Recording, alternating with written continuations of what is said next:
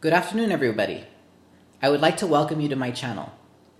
There's a quote that JFK has used many times, and it's embedded in our history. It's ask not what your country can do for you, but what you can do for your country.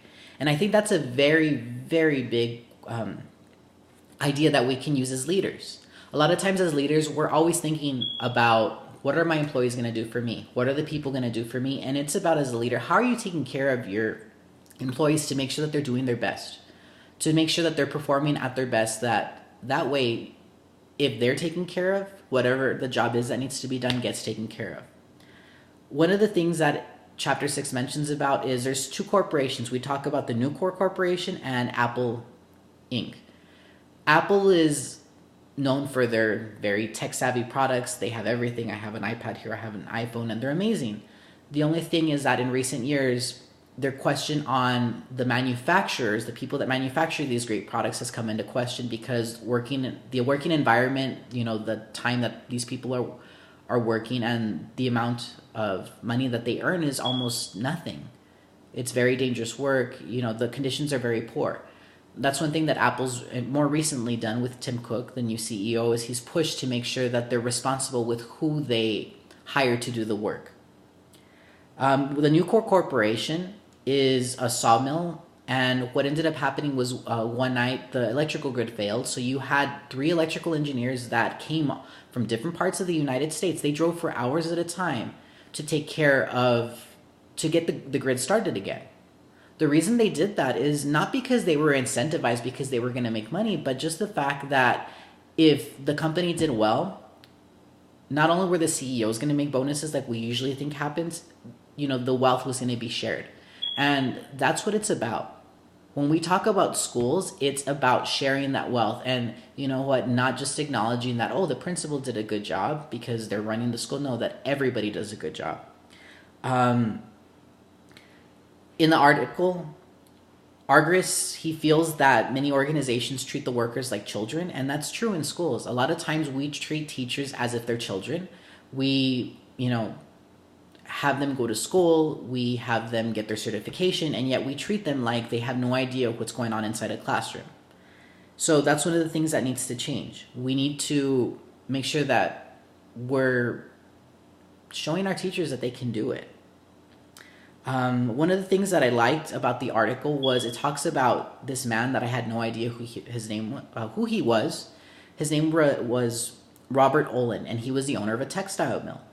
And if we go back to history and we talk about these textile mills, you will see that these are probably the worst conditions that you had. Windows had to be closed. It was hot. A lot of the women that worked in the textile mills, their hair would get caught in the machines. It was very dangerous work. They worked for hours at a day, and I think it came up to about 5 cents an hour. That's what we had talked about with my students. And this man was very different. He was a visionary. He cared about his people. He didn't allow children to work 13-hour shifts. He didn't want children to work at all. He provided daycare. He provided school for the children of the people that worked in the mills. And then he also started the first adult night school. So that's what it's about. It's about treating your employees their best. Another one that it goes to talk about is Costco. Costco treats its employees very well. And the CEO, Jim Sinegal, he's the one that he has since retired since 2012. But he talked about how they turn over their inventory faster than their people. And they charge their customers less than the biggest competitor, which is Sam's Club. But they pay the best wages and they have the highest productivity. Costco employees make 70% more than Sam's Club, and they generate twice as much profit per worker. And they have higher volumes per sale. So because of that, people aren't leaving the company. They're staying there. They feel comfortable being there. And that's what it has to be about. According to Rebor's article, which is about human resources, it talks about managing, forecasting the enrollment of a school. That's the biggest underlying message. The one thing that I felt that was important that they talked about was being open with your staff. If you notice there's maybe a decrease in enrollment, which has happened in my district, you have to be open with your employees and tell them, you know what, this is what's going on. I'm going to do my best to make sure that you stay here, especially when they're doing their best at work, but letting them know, being honest with them, you know what, maybe next year I can help you, find another school that would be a best match. The article of do teacher inductions matter? And we've known this for years, that over 50% of new teachers leave within 5 years. And why?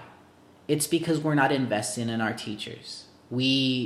There's a couple of things that we'll go over in a little bit that we can discuss from the business world, but it's important to make sure that the inductions that we're including, these new teacher roles where we have mentors, things like that, are the same thing. They're relevant to what they're doing. You don't want to have a mentor teacher who's been out of the classroom for 10 years assisting a teacher who's just started. You don't want to have a teacher who has never taught a certain subject coaching another teacher to do that. I mean, it has to be relevant. One of the things that they talked about was having them in the same subject, having regular collaboration, and being part of a network of teachers. And that makes all the difference. When I was a first-year teacher, I was placed as a sixth grade science teacher, and I had never taught science before. My degree is in history. When I started, my mentor was the science lab coach, and she did an amazing job. We planned together. We also were able to co-teach because I would take my kids to the lab, and we worked together very well. The second year when I taught math, it was the same thing. The school-wide project coordinator, who was our teacher mentor, who was my mentor as well, had taught math for many years, and she was very successful. So we worked together. It was a give and take situation. I would tell her this is what I wanted to do. I would show her, my forte happens to be in technology. I would show her, and then she would, show me what she had done in the classroom. And it was a give and take relationship. One of the things there are 5 things that we need to do. The first thing that principals need to do is always ask how you can help your staff. Always ask how you can help your staff. How can you make things better for them? That's one thing that I really like about my administrator now, is she's constantly asking, what can I do to help you? And it makes it really hard at the end of the day to say, well, it's your fault because you didn't do this. No, because I take ownership. If something doesn't work out well, I take ownership to know that she was providing me with as much support as she could, and I just needed to ask for it. The second thing that needs to be taken from this article is empower your teachers. Show them, let them prove to you that they can do it. The first campus that I was at, we never had anybody come for professional development. Why? Because we taught each other. We had somebody who did very well in math. We had somebody who was a reading specialist. We had somebody who was good in technology. And it was just that we fed off of each other. That's what it was.